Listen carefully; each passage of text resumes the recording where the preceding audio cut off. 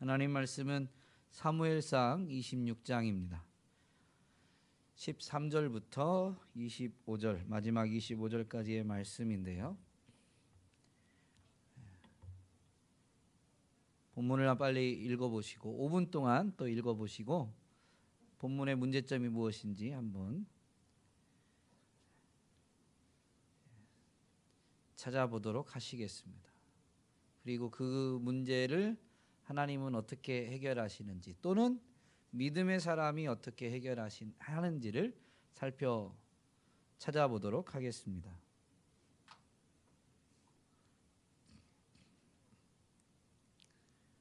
본문에서의 문제점, 어려운 점, 뭐라고 표현해야 될까요?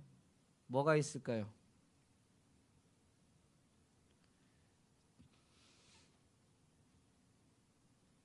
문제예요. 본인이 찾으신 거 얘기하시면 됩니다. 정답은 없어요. 개인이 찾으시는 게 정답입니다.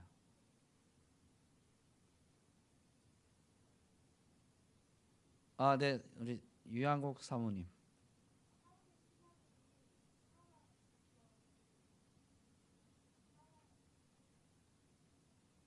네. 사울의 신하들이 사울의 목숨을 지키지 못했습니다. 그래서 이걸 하나님은 어떻게 해결하세요?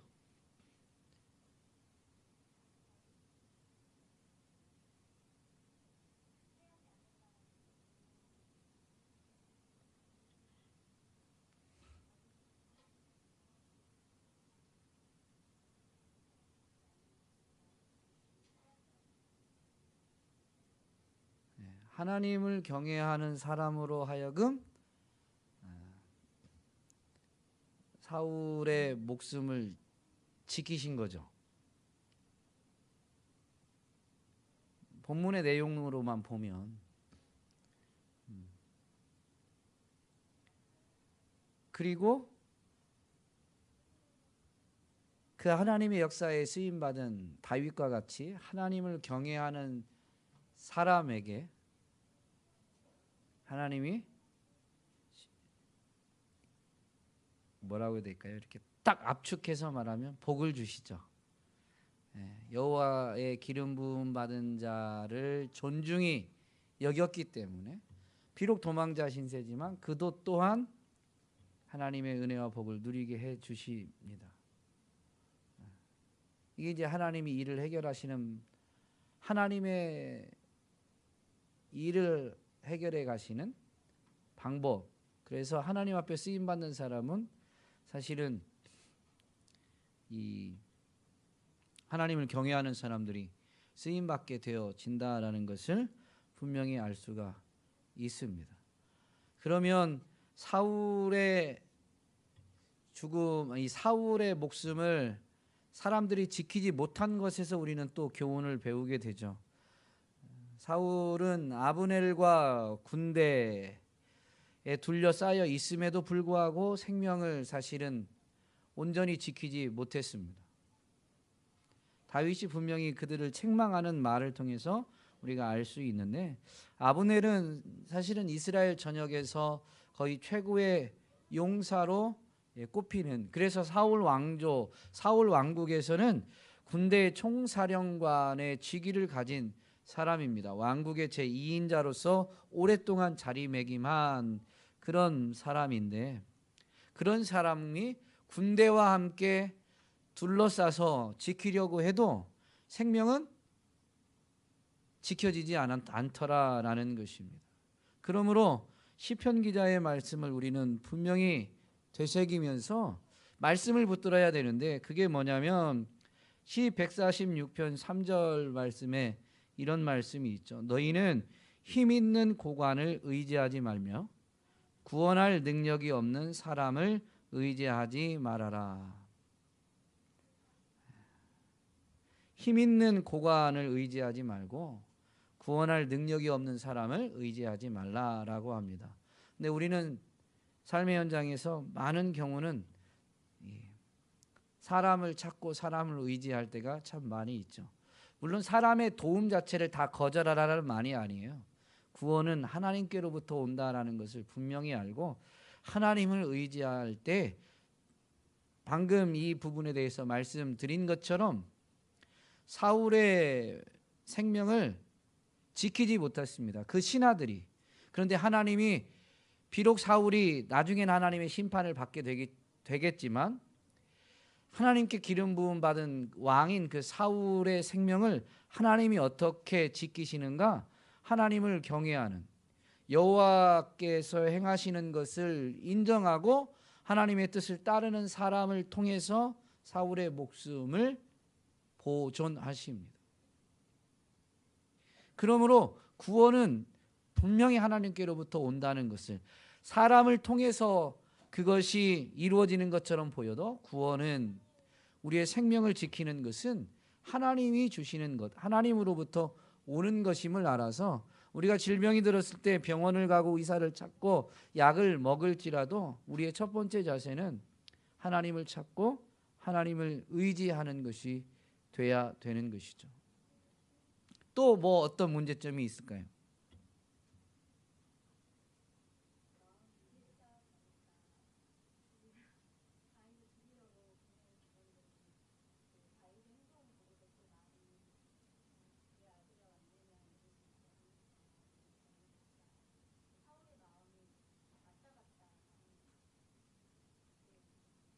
문제예요? 네.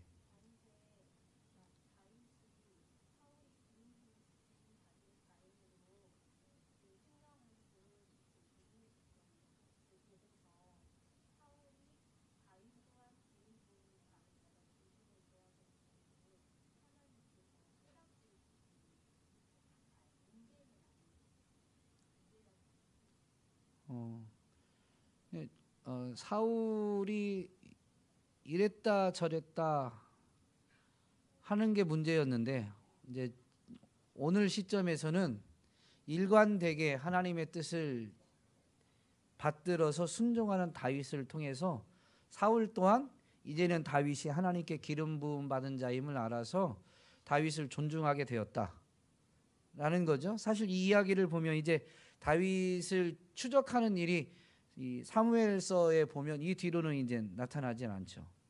예, 그걸 인정하게 된 것은 맞습니다. 어쨌든 그러므로 인해서 이 사울이 갈팡질팡하지 않고 알아야 될 것을 분명히 알게 되는, 이것이 하나님께서 갈팡질팡하는 인생의 마음에 대한 해결책으로 주시는 거죠. 이랬다 저랬다 하면서 사울이 여기까지 왔지만 물론 자기에게 이득이 안 되는 것이죠. 이 부분은 자기가 원하는 대로 해결되진 않았어요. 그러나 하나님이 분명히 하나님의 뜻이 무엇인지를 그 신실한 다윗을 통해서 일관되게 보이심으로 인해서 지금까지 갈팡질팡하고 무엇이 옳은 줄도 모르고 자기 욕심대로 살았던 사울로 하여금 정말로 하나님의 뜻, 즉 여호와께 기름 부음 받은 자인 다윗을 존중하게 되는 결과를 이끌어 주셨습니다. 이게 하나님이 갈팡질팡하는 인생에게 주시는 해결책입니다. 우리도 갈팡질팡하다가 하나님이 일관되게 내게 주시는 교훈들이 사람을 통해서든 아니면 어떤 현상을 통해서든 나타나게 되고, 그래서 우리는 이 마음을 정하게 되죠. 하나님의 뜻대로 살아야 되는구나. 그런 은혜가 있기를 주님의 이름으로 축복합니다. 또 뭐가 문제일까요?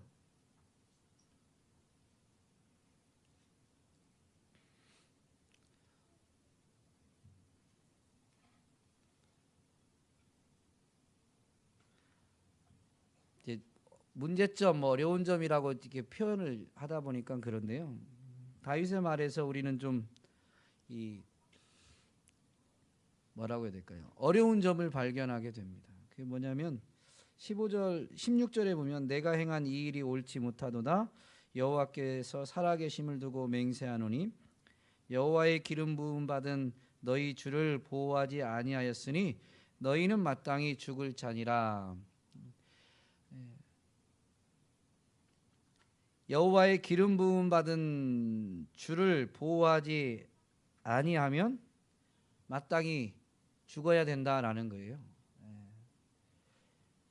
유아용 사모님이 말씀해 주신 부분이지만 이것을 이제 다윗의 말을 통해서 좀 묵상을 해보면, 하나님이 우리에게 주신 여호와의 기름 부음 받은 우리의 주는 누구죠?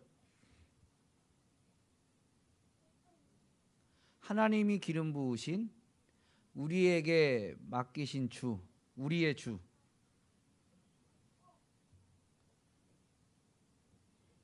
누구예요?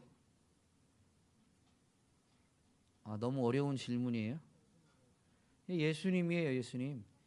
여기서 예수님이 우리에게 우리의 주로 하나님이 우리에게 주신 거죠. 맡기신 거예요.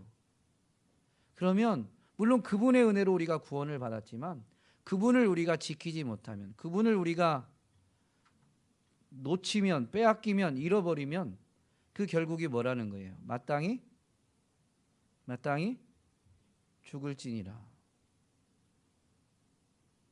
우리는 믿음으로 구원받는다, 그게 전적인 하나님의 은혜다, 선물이다라고 이야기하게 되는데, 이것이 우리의 공로로 구원받지 않는다는 의미를 강조하다 보니까 그런데요.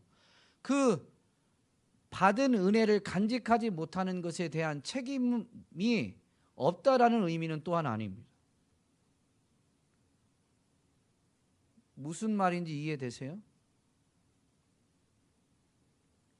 이해가 잘 안 되세요?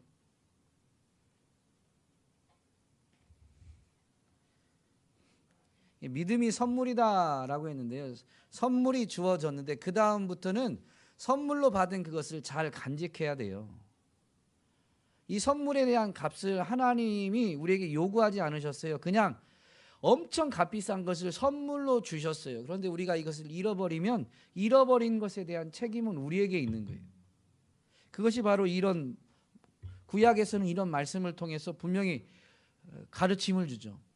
여호와의 기름 부음 받은 자는 바로 그리스도를 의미합니다. 신약 시대의 그 그리스도는 누구냐? 바로 예수님이시죠.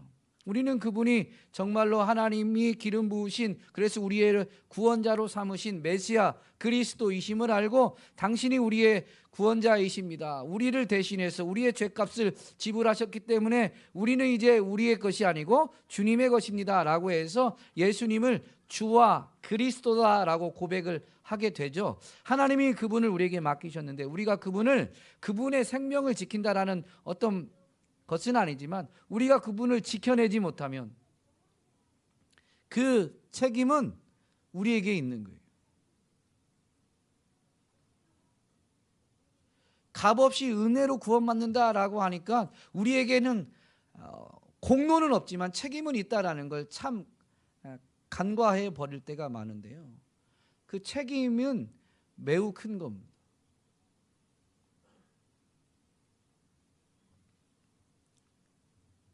우리는 정말로 이 그리스도를 지키기 위해서 어떻게 해야 되는가? 어떻게 해야 될까요?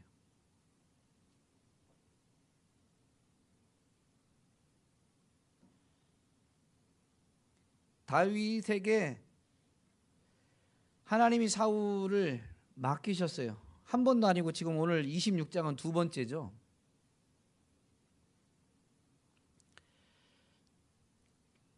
사울의 생명을 하나님이 다윗 손에 완전히 넘기셨는데 다윗이 어떻게 해요? 죽이지 않죠. 왜 안 죽였어요? 하나님이 기뻐하시지 않으니까. 여러분, 이게 청지기 자세 아니에요? 이제 신약적인 예수님의 가르침대로 하면 믿는 사람들, 믿음으로 깨어있는 사람들, 그래서 주님 다시 오심을 준비하는 사람들의 자세가 뭐예요? 청지기, 내가 청지기라는 걸 알아야 되죠. 주님이 우리 손에 완전히 넘겼어요. 그러니까 내 맘대로 할 수 있는 것처럼 우리는 착각하는데요. 주님이 우리 손에 넘겨도 그것은 내 것은 아니에요. 다윗은 이게 쫓겨다니는 입장에서 자기를 그렇게 괴롭히고 자기를 추격하는 사람을, 그 사람의 생명을 맡겼는데도 불구하고 그 청지기적 자세를 잃어버리지 않은 거예요. 그 옆에 있는 부하들은 뭐라고 말하면 하나님이 하셨다. 이제 죽이기만 하면 만사 끝이다. 모든 괴로움 끝난다. 그런데 내가 괴로움이 끝나는 게 중요한 게 아니에요. 내 괴로움을 끝내던 것보다 더 중요한 건 이걸 정말 하나님이 기뻐하시는가라는 겁니다. 이게 청지기의 자세예요. 청지기의 자세. 주인된 그분이 정말로 기뻐하시는가? 이게 다윗에겐 살아 있었다라는 것이죠.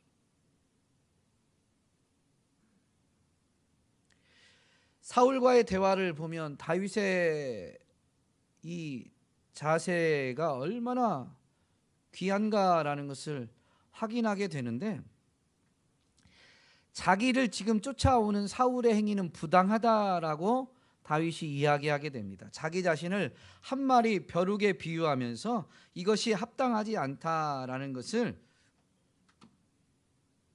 다윗이 사울에게 이야기합니다.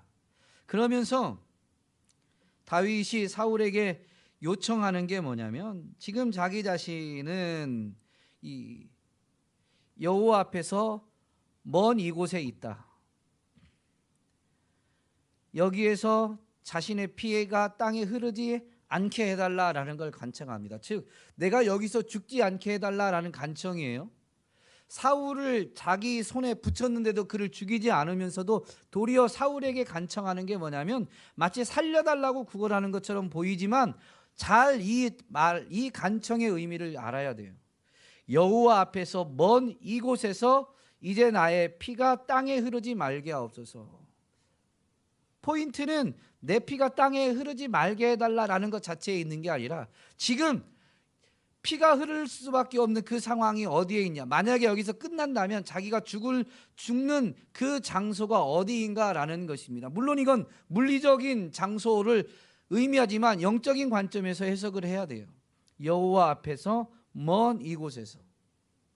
여호와 앞에서 멀다라는 것은 지금 이 다윗이 사울을 피해서 하나님의 도성 시온산, 하나님의 도성이 예루살렘 성으로부터 멀어진 이 이스라엘 영역으로 이 영토로 보면 최남단에 있는 그 바란 광야로 도망했다가 지금 그 광야 어딘가에 있는 거죠. 그러니 이 하나님의 도성, 즉 하나님의 임재가 있는, 하나님을 만나는 바로 그 곳으로부터 너무 멀리 떨어져 있는 곳에 있는 거예요. 자신이 하나님으로부터 멀어진 상태에서 삶을 마감하고 싶지 않은 것입니다. 핵심은 여호와로부터 멀어진 이곳입니다. 거기서 살든 죽든 여호와로부터 멀어지는 게 싫은 거지, 지금 죽는 것 때문에 전전긍긍하고 있는 게 아니에요. 만약에 다윗이 자기의 생존에 목말랐다면 다른 신하들이 말할 때 사울을 죽였을 거예요. 하나님을 기쁘시게 해드리기 위해서 청지기적 자세를 잃지 않는 다윗에게 제일 뼈아픈, 제일 아픔이 되는 건 뭐냐면 하나님으로부터 멀어지는 겁니다. 그는 하나님 앞에 가까이 가고 하나님 앞에 서길 원한 것이죠. 그게 물리적인 장소로 하나님의 도성 예루살렘 성에 가까이 거하는 것입니다. 사도 바울이 로마 교회에 믿음의 가르침을 주면서 이런 말을 하죠. 우리 중에 누구든지 자기를 위하여 사는 자가 없고 자기를 위하여 죽는 자도 없도다. 우리가 살아도 주를 위하여 살고 죽어도 주를 위하여 죽나니 그러므로 사나 죽으나 우리가 주의 것이로다. 이게 엄밀히 말하면 다윗이 지금 요청하고 있는 이 요청과 같은 거예요. 하나님으로부터 멀어지는 게 내게 아픔이지, 살든 죽든 주를 위해서. 왜냐하면 사나 죽으나 주님의 것이기 때문인 거죠. 오늘 우리에게 진정한 문제, 아픔이 무엇인지를 영적인 관점에서 분명히 바라볼 수 있게 되기를 주님의 이름으로 축복합니다. 그래서 정말 우리가 사나 죽으나 주님의 것임을 잊지 않고 이 청지기적 자세로 하나님이 우리에게 무엇을 맡기든 아싸 됐다, 기회다, 이게 아니라 내 중심에 의해서 이게 기회다, 그게 아니라 그렇게 결정, 누군가 볼 때 야, 너 고생 끝, 이제 행복 시작이다 라고 세상의 관점에서 말할지라도 정말로 이게 하나님이 기뻐하실까? 그 기준을 가지고 삶을 살아내는, 그래서 살든지 죽든지 하나님을 기쁘시게 하는 일에 온전히 서게 되는 저와 여러분이 될 수 있기를 주님의 이름으로 축복합니다. 그렇게 주님을 기쁘시게 해드리고자 삶을 살면 그분 앞에 서게 될 때에 우리가 생각지도 못한 칭찬과 상급, 영광으로 영원을 누리게 될 것입니다.